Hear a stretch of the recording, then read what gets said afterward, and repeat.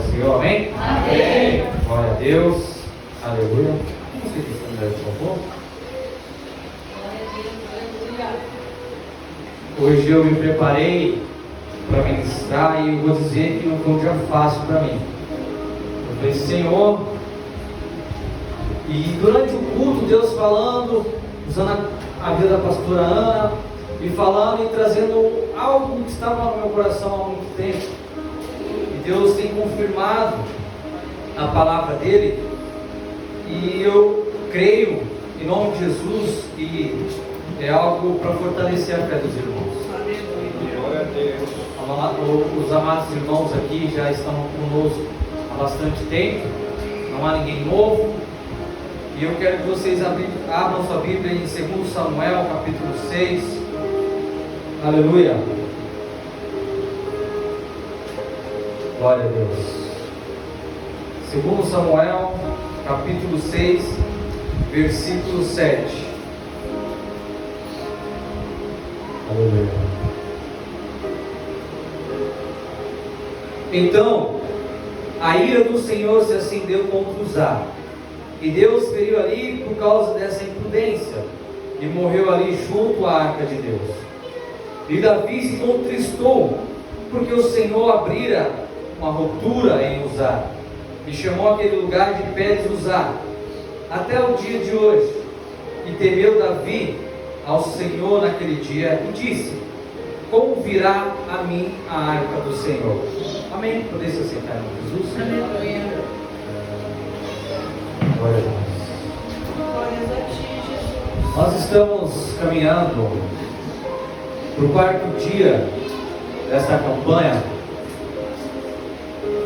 e nós já tivemos a ministração aqui, pastor Ágata, pastor Tiago, pastor Cristina, e durante os cultos, para quem prestou atenção, os cultos de Deus tem falado muito a respeito de reverência. O presbítero Edmilson trouxe aqui uma palavra que falou muito ao meu coração sobre Jesus, sobre a obra de Deus. É crer naquele que o enviou, e crer em Jesus é crer nas suas palavras, palavras de vida eterna. E as palavras de Jesus são verdadeiras. Glória a Deus.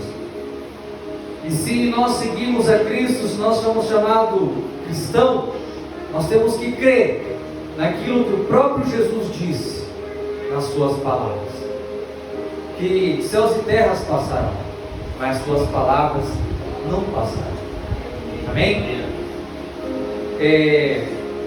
Eu vou voltar um pouquinho antes. Nós vamos ler a respeito de um pouquinho antes e entender a mensagem de hoje. Aqui nós temos um texto que Davi colocou no seu coração de buscar a arca, para colocar em um lugar que simbolizava a presença de Deus. Mas vamos voltar lá atrás. Deus, ele aparece no meio de uma sarça, e Moisés, ele vê aquilo ali, ele acha curioso, porque ele jamais tinha visto algo daquela forma, e ele vai se aproximando, e ele vê, começa a queimar e não pega fogo, e o próprio Deus manifesta naquele lugar com a sua glória, e fala: Moisés, pode parar por aí, tire as sandálias dos seus pés, porque o lugar que você pisa é só o santo. Você tem que ter a reverência, você tem que ter isso em seu coração, porque eu estou falando com você, é a minha glória, a minha presença que está neste lugar. Amados irmãos, o que nós aprendemos com isso? Todas as vezes que nós nos dirigimos a Deus, é com reverência, é com santidade. O próprio Deus falou: tire as sandálias, que o lugar que você pisa é terra santa. Mostrar que nós dependemos de Deus. Deus estava falando: eu sou soberano. Deus é soberano sobre nós. mas nós precisamos nos apresentar diante de Deus com santidade. A Bíblia fala que sem santidade é impossível ver a Deus. É impossível, igreja, ter relacionamento com Deus se não tiver santidade. Impossível ter relacionamento com Deus se eu não ler a sua própria palavra. Impossível ter santidade se eu não buscar a face de Deus. A palavra do Senhor nos diz, eu não lembro se é em Jeremias ou em Lamentações de Jeremias, diz assim: buscar-me-eis e me achareis quando buscares de todo o vosso coração. Não é uma tarefa fácil, igreja.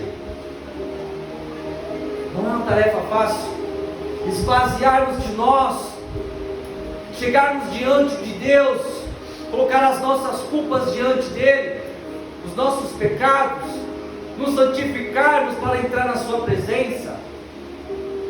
E aqui nós vemos no texto onde Moisés passa por essa experiência e Deus fala com ele.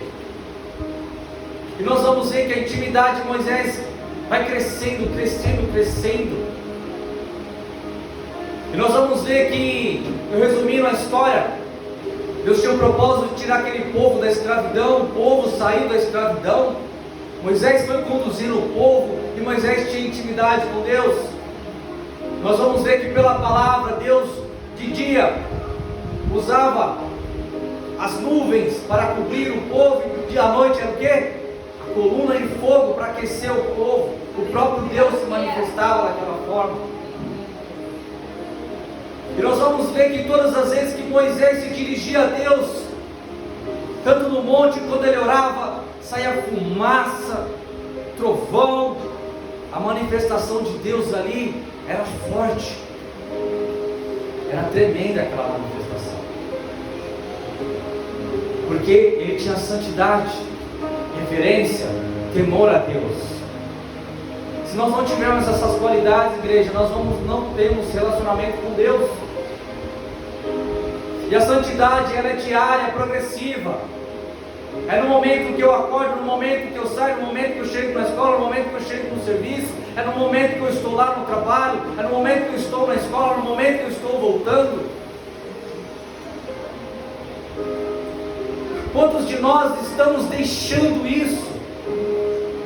Essa santidade, de ler a palavra pela manhã, de acordar e falar: Senhor, obrigado pelo dia de hoje, o Senhor me deu essa condição, pela saúde. Senhor, guarda meus caminhos, estou saindo, guarda minha volta. É relacionamento durante a caminhada. Nós vamos ver que o povo começava a ver todas as vezes que Moisés subia para conversar com o Senhor, o povo via um monte pegando fogo, chamuscando, e a glória de Deus se manifestando. O povo falava assim: morreu. Não, Moisés estava tendo um diálogo com o Senhor. Nós vamos ver que numa dessas vezes que Moisés subiu, Moisés passou 40 dias com o Senhor. 40. E nós sabemos que Deus entregou a Moisés todas as leis que o povo tinha que seguir, porque Deus tinha uma promessa de constituir uma nação sobre Israel. Uma nação, mas a nação não poderia crescer sem leis, tinha que ter limites. E Deus passou todas as leis a Moisés, e Moisés dirigia ao povo e replicava aquilo que Deus falava, nada mais e nada menos. O que nós aprendemos com isso? Quando nós temos um relacionamento com Deus, nós apenas temos que falar aquilo que Deus mandou falar, nada mais e nada menos. Entrega aquilo que Deus mandou falar, porque nós temos esse relacionamento. Aquele que busca o Senhor, aquele que se santifica ao Senhor, aquele que tem a leitura da palavra, aquele que tem intimidade com o Senhor. Se o Senhor falou, entrega somente aquilo que Deus falou. E é isso que Moisés fazia. E nós vamos ver que Deus entrega ali os 10 mandamentos. É onde que o povo, mesmo de ter visto tantos milagres, Deus mandou abrir o mar vermelho, transformou a água salgada em água doce. Vendo todos aqueles milagres, o povo adorou o bezerro de ouro. Nós vamos ver que Moisés ele ficou irado, ele quebrou as tábuas ali, e novamente Deus escreveu as tábuas, entregou ali a Moisés. O relacionamento de Moisés era esse. Só que existe o seguinte: nós vamos lembrar que quando Moisés se queixou a Deus por causa do povo, o que Deus tinha falado para Moisés fazer? Com a rocha, falar com ela. E o que ele fez? Ele bateu. Moisés desobedeceu diretamente uma ordem de Deus, por causa do pecado da ira. E qual que foi a punição para Moisés? Moisés era íntimo de Deus, tinha relacionamento com Deus, se santificava a Deus, se purificava. E mesmo assim, ele recebeu a sua punição. E qual que foi? Moisés, você só vai ver, mas não vai entrar. Com Deus tem que ter reverência, santidade. Você olha para a vida de Moisés, e o próprio Deus falou para Moisés: você não vai entrar, porque desobedeceu. E nós, igreja,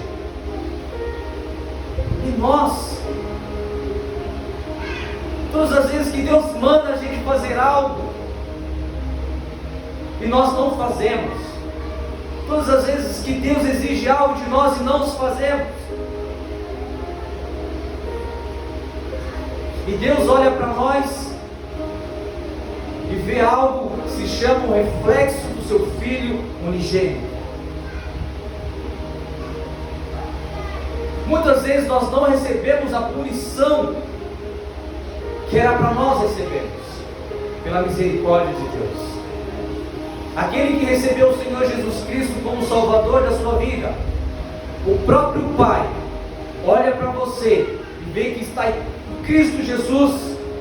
Muitas vezes Ele não te pune pelo seu pecado, muitas vezes. Isso não quer dizer que Ele não pode punir. Ele pode, porque Ele é Deus. E nós vamos ver que Moisés, ele foi punido, não vai entrar. Deus poderia ter matado Moisés, mas Deus não matou. Aí Deus vai dar uma ordem para Moisés, fala assim: Moisés, é o seguinte, você vai construir para mim um tabernáculo. E nós vamos ver que Deus dá todas as dimensões, e Deus ele dá a dimensão da arca. E a arca simbolizaria a presença de Deus no meio do povo. O pastor Tiago que trouxe o que tinha dentro da arca: o maná, as tábuas de pedra e a vara de Arão. Eu não vou entrar em detalhe como era a arca, porque nós já aprendemos que a ministração aqui é um outro foco. E Deus ele instituiu quem? Responsável para organizar ali as coisas do Senhor. Deus tinha separado Arão e os seus filhos para serem sacerdotes do Senhor, e separou a tribo de Levi. Então poderia ser somente sacerdote quem fosse da tribo de Levi, filho de Arão. E nós vamos ver que quando Deus separa a família de Arão para os sacerdotes, Deus entrega a lei para eles, como eles deveriam agir diante de Deus. E nós vamos ver que existia ali no contexto. Aleluia. Números 18, os deveres e direitos dos sacerdotes e dos levitas. Em Números 18. E Deus tinha consagrado eles, e uma das coisas que Deus tinha determinado: não entrará fogo estranho no meu tabernáculo. As lâmpadas se acenderão e nunca mais se apagará. Glória a Deus. Aleluia. E a presença de Deus estava naquele lugar. E nós vamos ver que isso foi passado para Arão e os filhos de Arão: Nadab, Abiú. Qual é o nome dos outros? Quem se lembra? Vamos lá. Glória a Deus.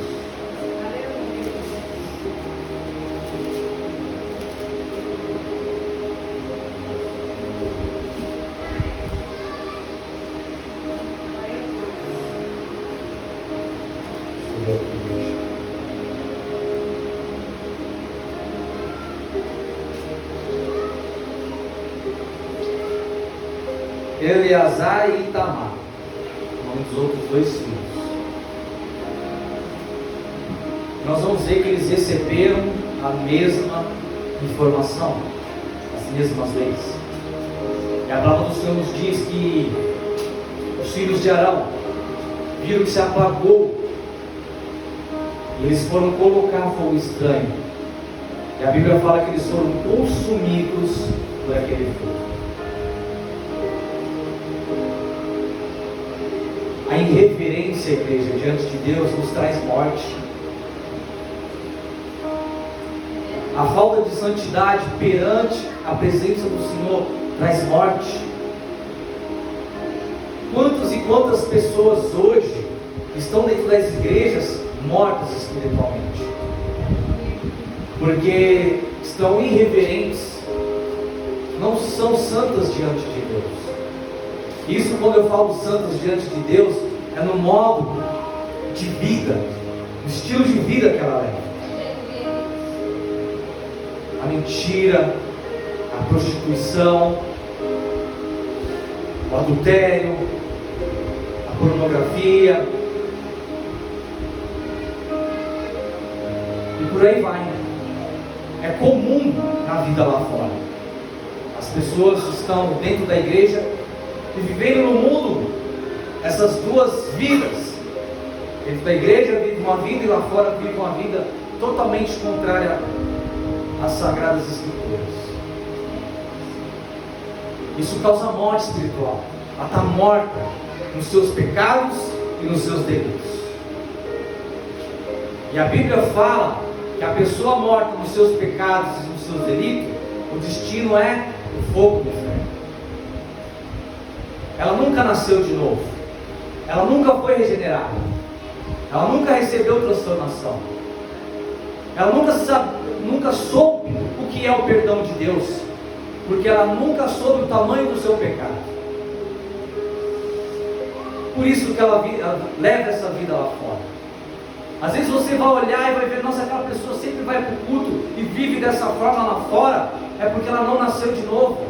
Ela não experimentou o perdão de Deus. Ela não experimentou ainda o dom da salvação. Aleluia. Nós vamos ver um caso, quando João Batista estava lá batizando. Chegou alguns fariseus e ele estava batizando.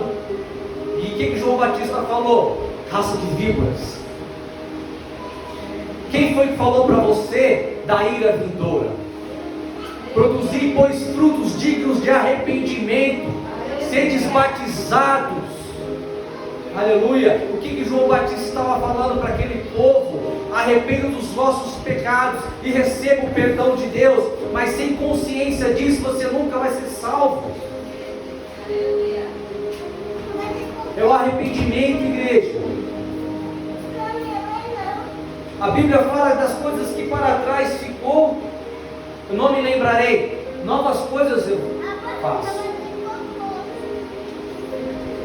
Às vezes, eu já me culpei muito de algumas coisas que eu fiz no passado. Não me alegro, não me orgulho. Eu evito às vezes até de falar algumas coisas, porque eu não me orgulho. Às vezes eu fico olhando algumas pessoas, quando vê alguns testemunhos de pessoas que falam: eu fui do mundo, eu fui isso, eu fui aquilo, e hoje eu estou assim, assim, assim, a igreja arrebenta. E às vezes tem um irmão que quando entregou a sua vida a Cristo, ficou 10, 15 anos servindo a Deus e nunca saiu da sua presença. A igreja se cala. Porque o maior testemunho é aquele que recebeu a Cristo, jamais saiu da sua presença. Eu não estou falando de cometer erros, eu não estou falando de cometer um pecado ou outro, não é isso. É uma vida de arrependimento,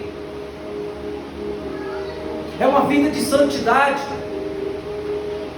Errou, ainda tem chance. Se apresente diante de Deus, apresente a sua culpa, e Deus tem o poder de te perdoar. Aleluia. E nós vamos ver que, por que Nadab e Abiú morreram? Porque foi imposto para eles essa responsabilidade. Porque Deus tinha falado que para eles, tudo aquilo que acontecer dentro do tabernáculo é responsabilidade de vocês. Qualquer delito, qualquer pecado é responsabilidade de vocês. E quando eles morreram, Moisés só olhou para Arão, e a Bíblia fala que ele não falou nada. Vai falar o quê? Eu te avisei? Você sabia? A alma que pecar, essa morrerá. Quem muito é dado, muito é? Aleluia. E vamos ver que, seguindo ali,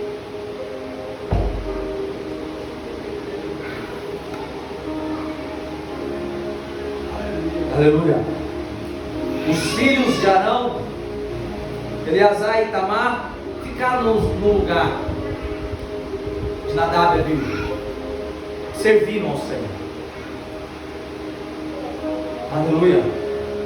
E nós vamos ver a história, igreja, que Deus se manifestava ali no meio. Era o Deus conosco, o Emmanuel, Deus no meio do povo.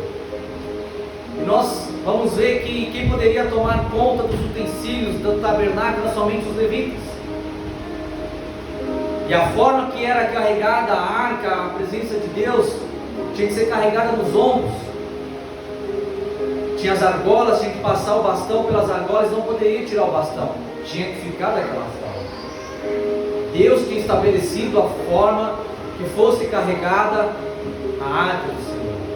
Deus tinha estabelecido como seria carregar os utensílios do tabernáculo. Deus tinha dado aos levitas como eles teriam que montar, como teriam que desmontar. E nós vamos ver que foi assim durante anos.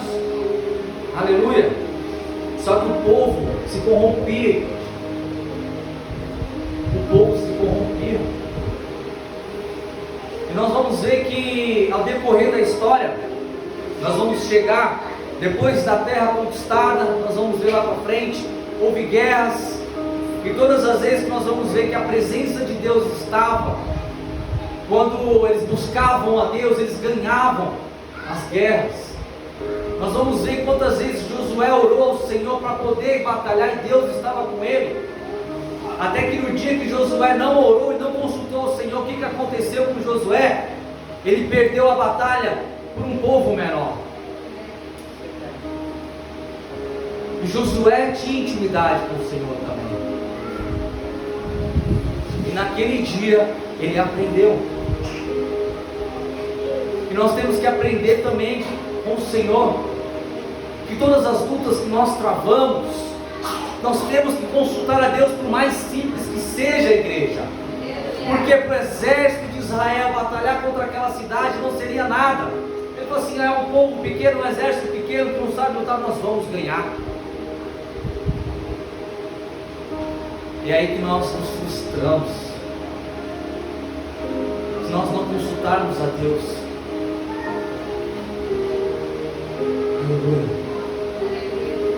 Agora eu vou um pouco mais para frente. Nós vamos chegar até Eli. Acabamos de falar a respeito da irreverência dos filhos de Arão. E nós vamos falar das irreverências dos filhos de Eli. Nós vamos ver que na palavra que Eli tinha os seus 2 filhos, e eles eram totalmente irreverentes com as coisas do Senhor. Ofni e Finéias. Só que você vê que a responsabilidade do tabernáculo, de quem que era? Eli. Ele era o sumo sacerdote. A responsabilidade era dele. Só que Eli, a palavra do Senhor nos fala que um profeta chega até ele e repreende. Ele fala: você está amando os seus filhos mais do que a mim, e por causa disso a sua casa vai perecer. O que eu aprendo com essa lição? Que nós, eu sou pai, tenho filhos, eu sou responsável pela educação das minhas filhas, e apresentar a Deus para as minhas filhas, a responsabilidade é minha. Quando eu apresentei a Maria Eduarda aqui, o que foi que eu falei? Eu perante toda a assembleia, Flávio, vou instruir a minha filha no caminho do Senhor. Eu sou responsável. A minha esposa da mesma forma. Ela fez um voto diante de Deus, com a igreja sendo testemunha. É nossa responsabilidade. Você, pai, é sua responsabilidade. Você, mãe, é sua responsabilidade educar os seus filhos, tomar a rédea dos seus filhos. Olha o que aconteceu com a família de Eli. Nós vamos ver, porque Eli não repreendia seus filhos. Ofni e Finéias foram para a guerra, levaram a arca irreverentemente, em pecado, impuro, imundos. E o que aconteceu? Morreram. Aí veio alguém para poder avisar para Eli: Eli, os seus filhos morreram. Até aí tudo bem. Só que quando falaram para Eli, a arca de Deus foi levada. A Bíblia nos fala que Eli já era velho, ele já não enxergava, e ele era pesado. E ele caiu para trás, quebrou o pescoço e morreu. Cuidado, igreja. O pastor aqui falou a respeito da autoridade sobre os filhos. Cuidado, tome rédea dos seus filhos, porque a irreverência dos seus filhos perante Deus pode levar a sua casa a perecer. Pode levar você a perecer. Pode levar você a desistir. Meu filho só dá trabalho. Meu filho é isso, meu filho é aquilo. E você começa a perder as forças, o inimigo começa a agir na sua vida. E você começa a ficar fraco, você começa a ficar fraco. Por quê? Você perdeu as rédeas. E a morte vem sobre a sua casa. Eu não estou falando que você instrui o seu filho no caminho que se deve andar. Amanhã ou depois, se você fez tudo aquilo que era para fazer, você instruiu, você tomou a rédea, você fez tudo que era para fazer, ensinou a palavra, ensinou a Cristo como salvação, ensinou tudo, e ele tomou um rumo diferente, não é culpa sua, porque você fez aquilo que era para fazer, você tomou a rédea quando era para tomar, e você evangelizou seu filho, você ensinou o caminho da verdade. A decisão será dele. Mas cuidado, quem tem uns filhos, educa no caminho do Senhor, tome as rédeas da situação. Dentro da igreja tem que ter reverência. Chegou diante da presença do Senhor, tem que ter reverência. Na minha casa, quando eu estou lendo lá a palavra, igual hoje, eu estava lendo lá, a Maria Eduarda começou a falar, falei, não tem. Minha esposa perguntou hoje, por que você chegou mais cedo? Eu falei para o pessoal, estou saindo cedo hoje porque o dia não foi muito bom. Saí mais cedo, vim para minha casa, cheguei, comecei a estudar, comecei a orar. Aí pai daqui, pai dali, pai daqui. Não tem?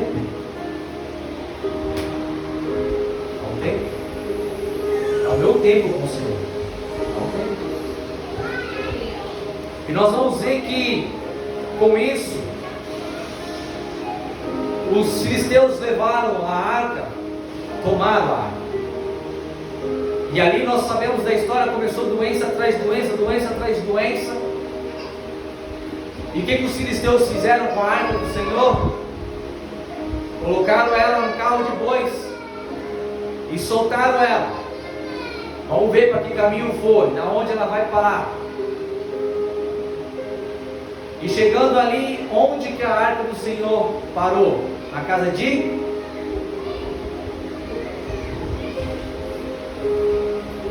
Na casa de quem? Abinadab.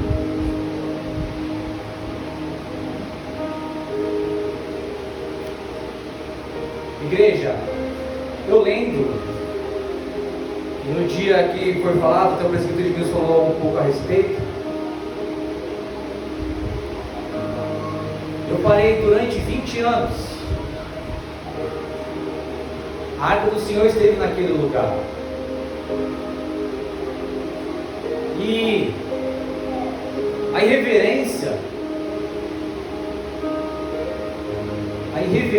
que tiveram durante 20 anos é algo surpreendente. Sabe por quê? Se você analisar o contexto histórico do que estava acontecendo, o povo já não tinha mais fé, o povo já não queria adorar a Deus, o povo já não queria saber de Deus, o povo já estava totalmente voltado no pecado. Para ele é diferente a arca de Deus lá. É um contexto histórico.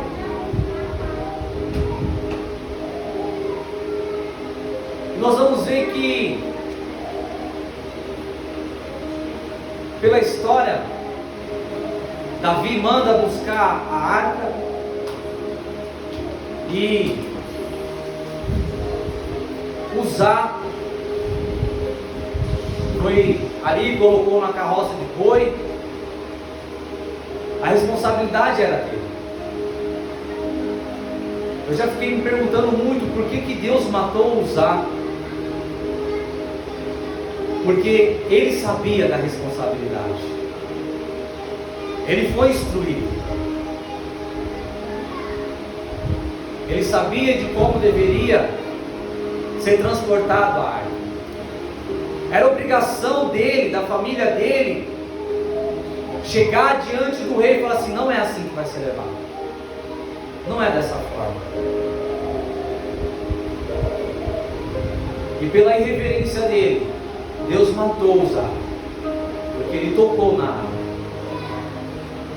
A irreverência dele o matou. Por esse simples motivo. Ele não instruiu o rei a levar a arca de como deveria. Ele deveria falar assim: olha, Davi, não é dessa forma. A arca tem que ser levada assim, assim, assim. E somente os levitas podem levar assim, assim, assim, assim.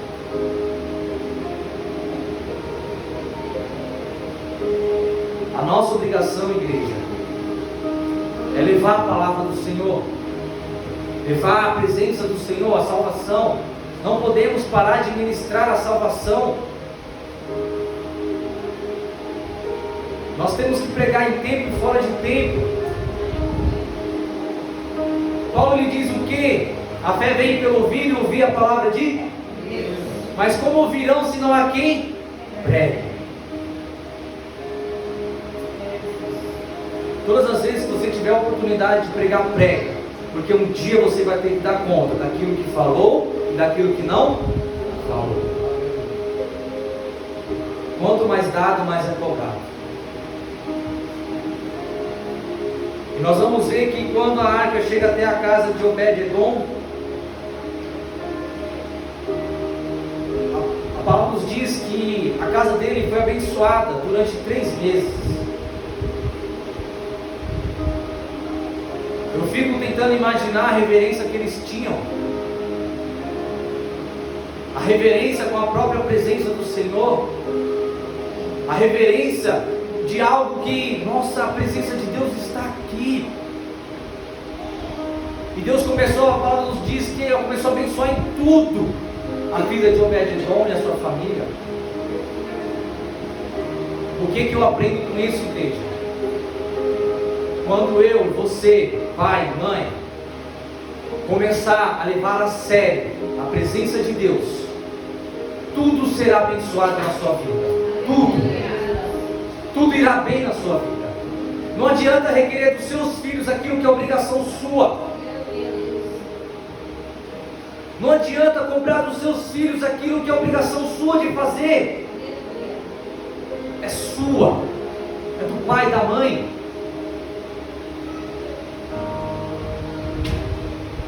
Ah, meu filho não lê a palavra. Quantas vezes os seus filhos já te pegou lendo a palavra? Quantas vezes os seus filhos pegou você ajoelhado orando? Quantas vezes os seus filhos pegou você chorando na presença do Senhor?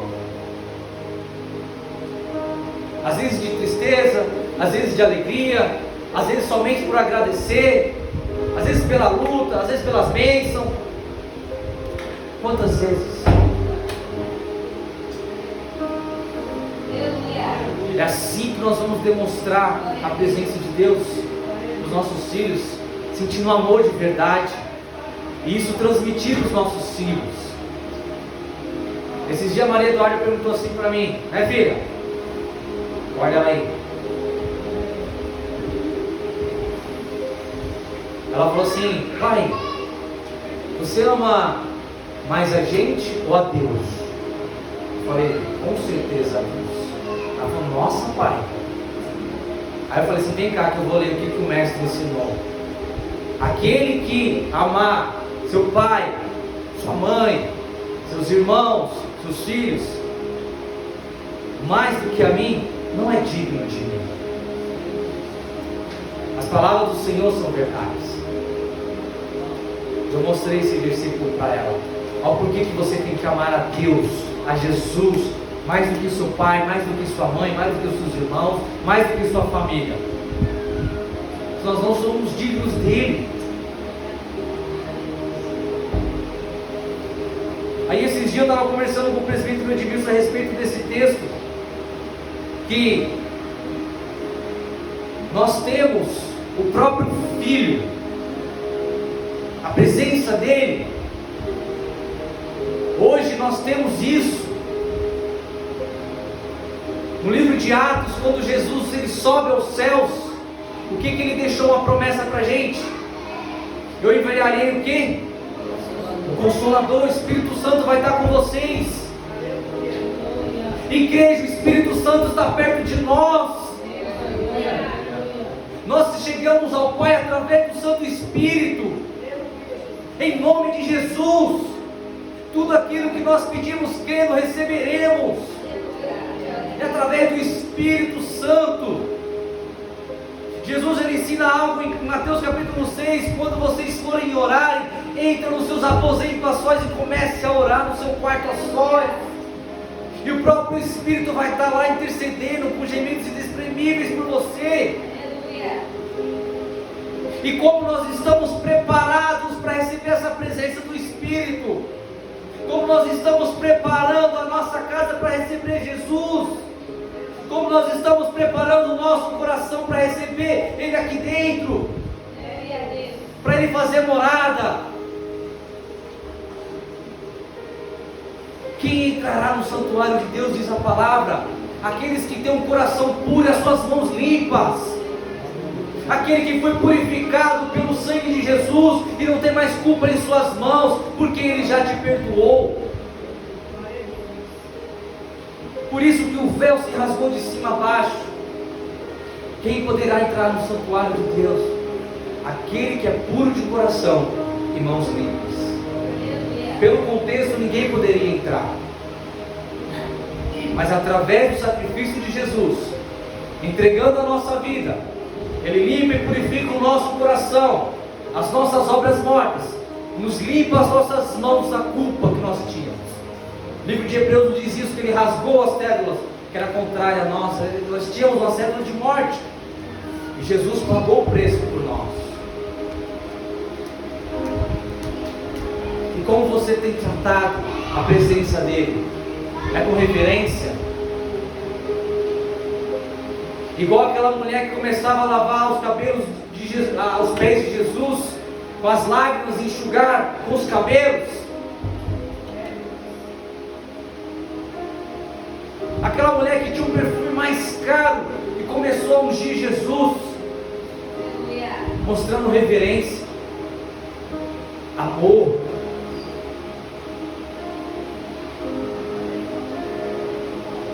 Ou na casa de Lázaro, onde estava Maria e Marta, uma estava ali para ouvir o mestre, e a outra estava ocupada nos afazeres de casa.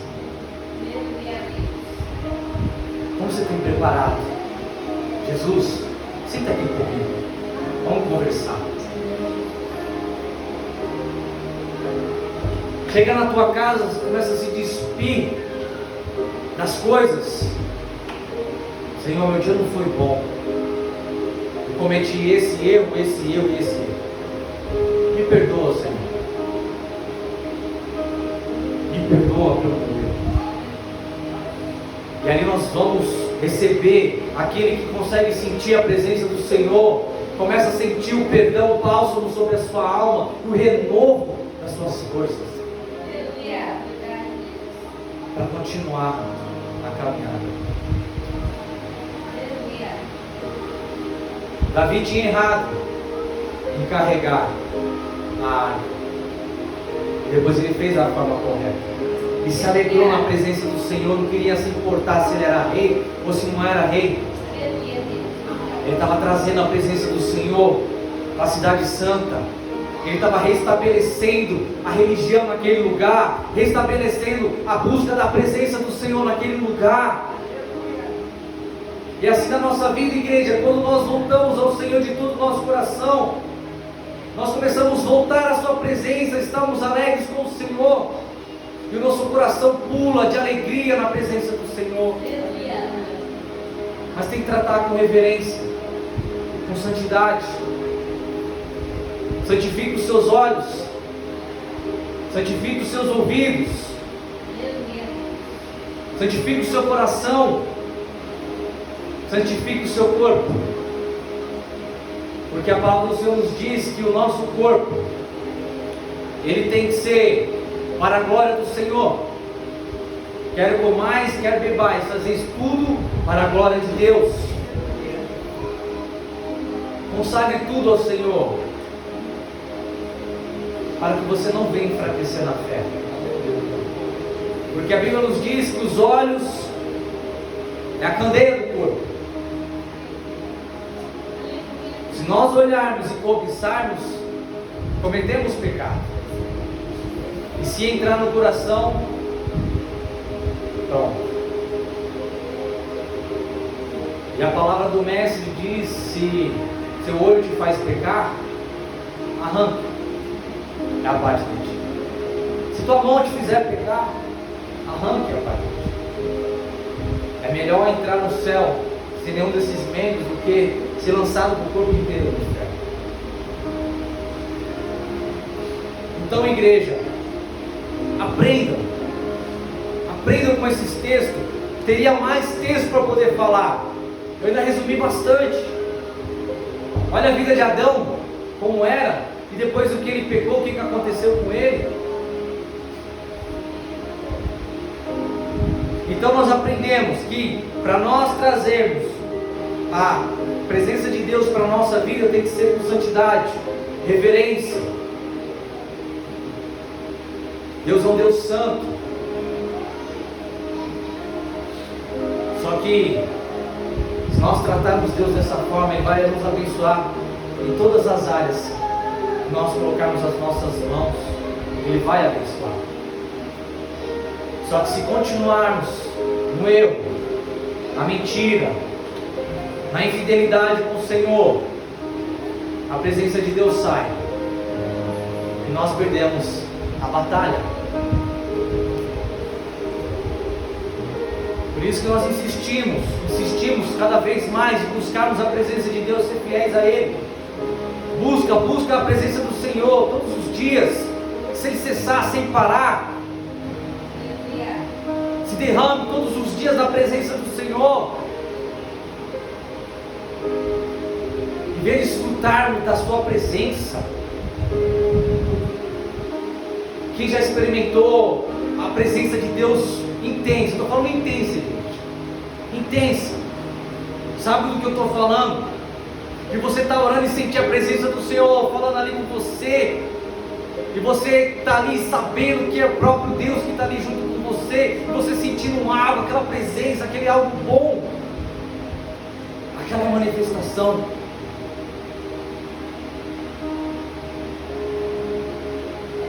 Aleluia.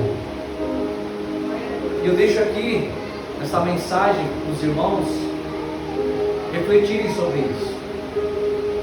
Há muitos exemplos na Bíblia a respeito disso. Então aprendam. Mas para aprender nós temos que ler. Sem leitura da palavra nós não aprendemos. Dedique-se ao Senhor. Santidade. Santidade. Sede santos como eu sou santo, diz o Senhor. Então aqui eu deixo a minha palavra para os irmãos, tá? Recebam no coração de vocês essa palavra. Deus abençoe grandemente a vida de vocês esta noite. E vão para casa abençoados com essa palavra do jeito que eu fui abençoado, sabendo, Senhor, o Senhor falou comigo. Eu preciso mais do Senhor. Eu preciso mais de Ti. Reverência, mais. Amor, mais. Mais. O Senhor deseja mais da gente. Não se canse. Amém, igreja? Agradeço a oportunidade. As palmas do Senhor.